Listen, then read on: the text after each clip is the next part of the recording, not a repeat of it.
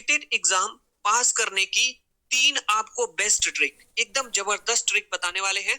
अगर इन ट्रिक्स को आप अपनाते हैं, एग्जाम देने से पहले देख करके जाते हैं, तो आपके डेफिनेटली सीटेट जो एग्जाम आप इस बार का देने जा रहे हैं 2026 का, जिसकी परीक्षा आपकी 8 फरवरी को है, आप सीटेट एग्जाम पास ही नहीं करेंगे अगर आपके टेस्ट में, प्रैक्टिस सेट में अगर आपके 60 से 70 प्रश्न आ रहे हैं, तो ये आपके बढ़ करके 100 या 120 प्लस तक आप पहुंच सकते हैं।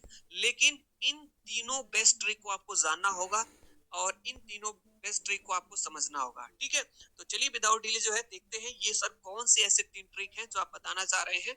यहाँ पे देखिएगा आप लोग जो है, पहली ट्रिक यहाँ से है, फर्स्ट नंबर की ट्रिक जो है, आपको पता है 150 नंबर का पेपर होता है, 2 सेगमेंट में आपका पेपर डिवाइड होता है, 75 और 75 के रेशियो में।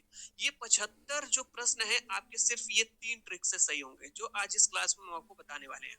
ठीक है, देखिए पहली ट्रिक आपकी क्या है, यहाँ पे फर्स्ट नंबर की ट्रिक है, यहाँ पे ये जिससे आपके 10 से 15 प्रश्न सही होंगे। 10 से 15 तो कम बता रहे हैं, इससे आपके 20 से 30 प्रश्न आपके सही होने वाले हैं। इसके बाद ट्रिक नंबर फर्स्ट में ही 3 मनोवैज्ञानिकों को आपको पढ़ना है, 3 से 4 जो महत्वपूर्ण मनोवैज्ञानिक हैं, लेव वाइगोस्की, जीन पियाजे, चोम्स्की और कोहलबर्ग।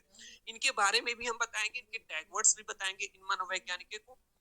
ठीक है, ये इनके टैग वर्ड्स हैं। इसके बाद सबसे बेस्ट जो आपकी ट्रिक नंबर 2 है। ठीक है, आप कभी कभी समझ नहीं पाते हैं कि चारों ऑप्शंस में से कौन सा ऑप्शन सही होगा, तो यहाँ पे मैंने 3 स्टेप आपको बताया है।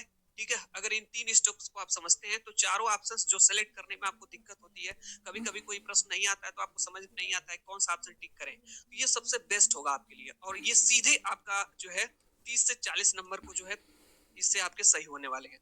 इसके बाद ये देखिएगा, इसके बारे में भी बताएंगे कि जैसे आप सबसे बड़ा विकल्प क्यों चुनेंगे, कैसे सिलेक्ट करेंगे आप जो है, इन सब चीजों के बारे में बात करेंगे।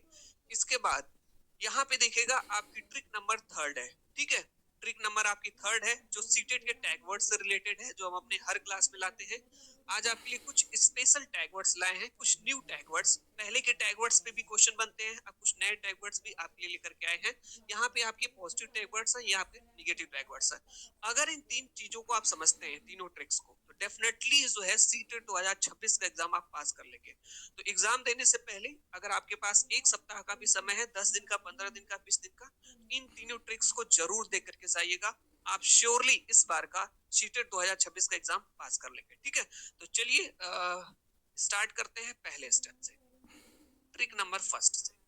यहाँ पे देखिए, पहले आपको समझना होगा कि जो आपका पेपर होता है ये 150 नंबर का पेपर होता है, जिसमें आपके जो 75 प्रश्न होते हैं ये शिक्षण से पूछे जाते हैं, पेडागोजी से पूछे जाते हैं। ठीक है, बाकी ये के 75 प्रश्न आपके हैं ही, लेकिन 75 से 80 प्रश्न आपके सीधे जो है सीटेट एग्जाम में आपके पेडागोजी से पूछे जाते हैं। तो ऐसा सर हम क्या करें ताकि हमारे पेडागोजी के जो क्वेश्चन है सर गलत ना हो, सही हो जाए? बिल्कुल सही होने लगेंगे, 100% है आपके क्वेश्चन सही होने लगेंगे, लेकिन आपको करना क्या होगा, इसके लिए कुछ तो करना पड़ेगा। अगर आपके पास 1 सप्ताह का भी समय, तभी आप इस वर्क को जो है करके जाइएगा, आपके प्रश्न सही होंगे। और कुछ बातें हैं जो आपको ध्यान देना एग्जाम में, वो भी हम आपको बताएंगे। यहाँ पे देखिएगा आप लोग, सबसे पहले आपको ध्यान क्या देना है ट्रिक नंबर फर्स्ट में, कि बच्चा भगवान है, बाल केंद्रित सोच के हिसाब से आपको आंसर देना है। तो जब भी आप सीटेट के प्रश्नों को सॉल्व करिएगा, उसके ऑप्शंस को देखिएगा, तो एक चीज का आपको विश्वास, बिलीव जरूर रखना होगा। आप ऑप्शंस होंगे, उन चारों ऑप्शंस में आपको जो है बालक के फेवर में आंसर देना है।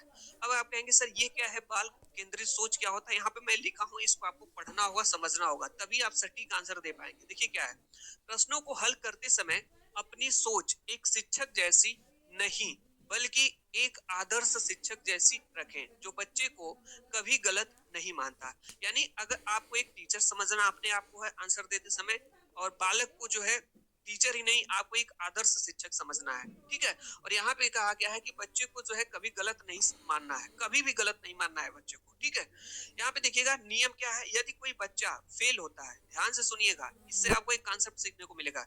यदि कोई बच्चा फेल होता है तो वह बच्चे की गलती नहीं है, यानी बच्चा गलती कर भी रहा है तो बच्चे की गलती नहीं है, बच्चे को भगवान मान लेना है। ठीक है, ईश्वर मान लेना है। बच्चा कोई गलती कर भी रहा है ऑप्शन में, चारों ऑप्शंस में से, तो वो ऑप्शन आपका सही नहीं